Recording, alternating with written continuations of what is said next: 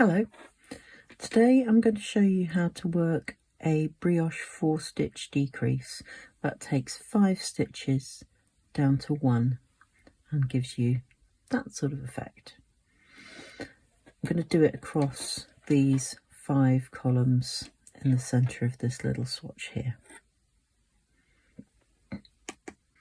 So I'm going to need a locking stitch marker, something like a bulb pin like this, or one of the plastic locking stitch markers is good,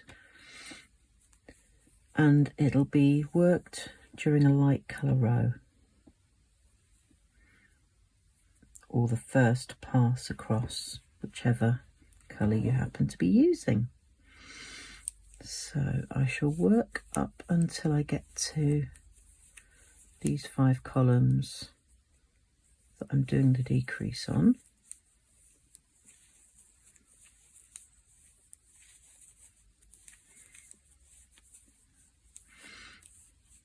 So I'm finishing with my slip-one yarn over. So I'm doing it on these 5 columns of stitches. So the first stitch I slip knitwise, the second stitch I slip knitwise. I do them separately. The centre stitch I put on the locking stitch marker. Take off the needle and leave at the front.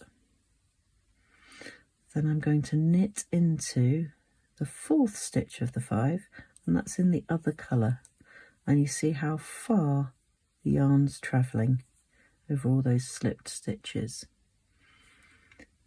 Then I'm going to pass the single slipped stitch over.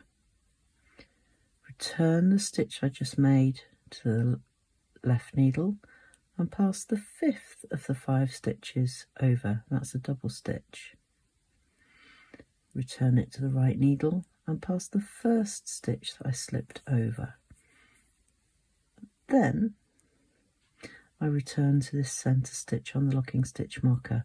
I hold it so that the main colour, the light colour's on the front, and pop it back on my needle. Then I undo the locking bit and remove it. Then I put the stitch I made back on the left needle and put that stitch over the top. So we've got our brioche 4-stitch decrease in a pattern that's Br4st DEC,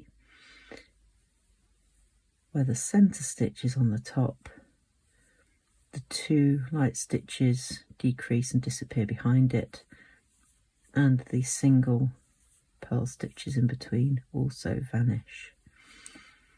You then need to just give your yarn a bit of a tweak, because this slip-one yarn over will be a little bit big otherwise. And then I return to the slip-one yarn over and carry on either into the next part of the pattern or just to the end of the row. And that's the decrease complete. You can see there's nothing odd about the stitches as they appear now in the row. They alternate just as usual between a single stitch in the colour I've been using and the brioche shawled stitches where there's one of each colour. So I don't need to do anything different or unusual when I go across the second time with my dark colour, just in working at a row as usual with slightly fewer stitches. Hope that helped.